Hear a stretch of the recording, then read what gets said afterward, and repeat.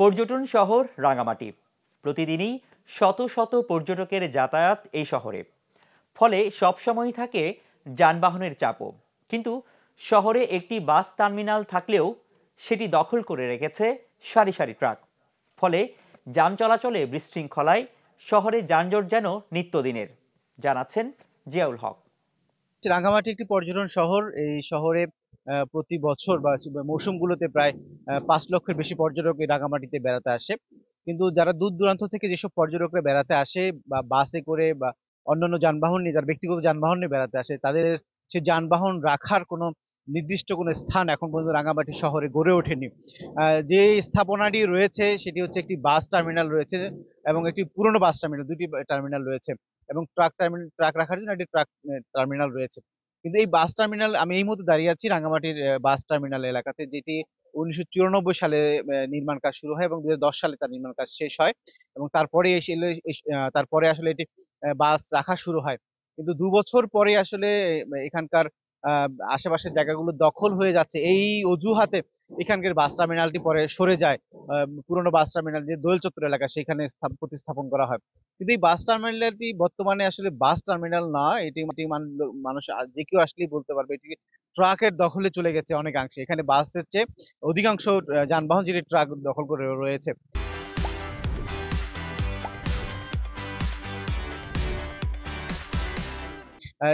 যার ফলে হচ্ছে যে বিশেষ করে শুক্রবার এবং শনিবার এই দিনগুলোতে ব্যাপক পর্যটক রাঙামাটিতে বেড়াতে আসে। সেই বাসগুলো আসলে শহরের ধারে যেখানে পার্কিং এর জায়গা নয় সেখানে রাখা হয় এবং এর ফলে স্থানীয় যে সাধারণ মানুষ তারা কিন্তু যে চলাচল করতে গিয়ে দুর্ভোগে পড়ে এবং বাসগুলো সেখানে রাখাতে এবং বিভিন্ন ধরনের সড়কের বিশৃঙ্খলা তৈরি হচ্ছে বলে এখানকার স্থানীয় লোকজন বলছেন। এবং যারা বাস ড্রাইভার চালক আছে তাদের সাথে আমরা কথা বলি, তারা বলছেন যে এই বাস এখানে না আসার ফলে তাদের কষ্ট হচ্ছে এবং বাইরে যদি পথে ঘাটে রাখা হয় সড়কের ধারে, সেখানেও পুলিশের উৎপাত বা পুলিশের কারণে সেখানেও রাখা সম্ভব হচ্ছে না বলে তারা অভিযোগ। গাজীপুর থেকে আসছি, আপনার সারা রাত যাক না, আমরা পার্কিং গাড়ি রাখবো, আপনার ব্যবস্থা পাইতেছি না, ঘুমাইতে পারতেছি না পার্কিং এর জন্য। পার্কিং এর ভিতরে গাড়ি ঢুকাইছিলাম, জায়গা নাই, তাই আবার ব্যাক করে এই জায়গায় রাখছি। এরকম গাড়ি নিয়ে ওই ইয়ার মাঠের কাছে রাখছিলাম, ওই জায়গায় পুলিশ গেছে, পুলিশ যাওয়ার পরে গাড়ি নিয়ে আসছে। ওই পার্কিং এর অবস্থা বেশি একটা ভালো না। এখানে বাইরে গাড়ি সবগুলো গাড়ি আসছে, পার্কিং হচ্ছে ছোট।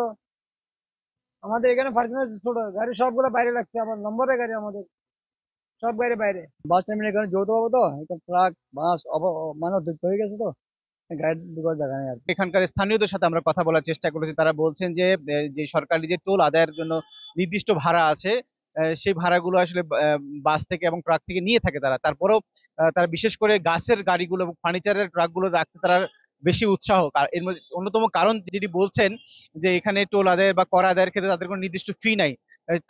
যার ফলে হচ্ছে সেখান থেকে অধিক তারা টাকা বেশি নিতে পারেন বলে তারা বাস টার্মিনাল ট্রাক রাখেন বা মালবাহী গাড়িগুলো রাখেন। একই সাথে ট্রাক টার্মিনালে পণ্যবাহী ট্রাক ছাড়াও তারা এই গাছবাহী ট্রাকগুলো রাখতে বেশি আগ্রহ প্রকাশ করেন, তারা বলেছেন। এটি তারা অভিযোগও করেছেন।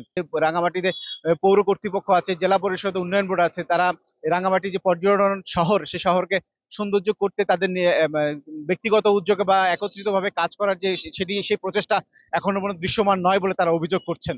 শহরে যে একটা জগাখিচুড়ি মার্কা পরিস্থিতি চলছে, পর্যটন শহর হিসেবে রাঙামাটির ভাবমূর্তি প্রশ্নবিদ্ধ হচ্ছে। শহরের সর্বোচ্চ এলোমেলোভাবে গাড়ি রাখা, কোনো ট্রাফিকিং সিস্টেম ঠিক নেই, আপনার পর্যটকদের জন্য কোনো নির্দেশনা নেই।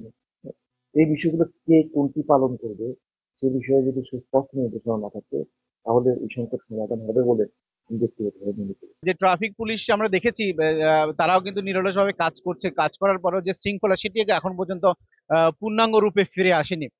এখানকার যে টুরিস্ট পুলিশের যে কর্মকর্তা রয়েছে তার সাথেও আমরা কথা বলার চেষ্টা করেছি, তিনি বলছেন ট্রাফিক পুলিশের সংখ্যা খুবই কম, জনবলের সংকটের কারণে সেভাবে কাজ করা যাচ্ছে না এবং এখানকার যে ট্রাফিকের যে টুরিস্ট বাসগুলো আছে এবং ট্রাকগুলো আছে সেটি শৃঙ্খলা আনতে যে জেলা প্রশাসনের যে সভাগুলো তারা বিভিন্নভাবে তারা কাজ করে যাচ্ছেন। তারা দাবি জানিয়েছেন যে ট্রাক টার্মিনালটাকে কিভাবে আরো আধুনিকায়ন করা যায় সেই বিষয়ে তারা উদ্যোগ নেওয়ার কথা বলছেন।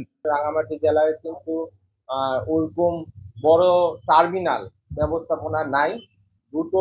আমাদের বাসের ক্ষেত্রে বলি, আমাদের দুটো বাস স্ট্যান্ড আছে, যে দুটো বাস স্ট্যান্ডে আমাদের যে বাসগুলো অবস্থান করে, যেগুলো রাঙামাটির নিয়মিত বাস, সেগুলো রেখে টুরিস্টদের বাস রাখার যে জায়গা সেটা আমাদের অপ্রতুল হয়ে যায়।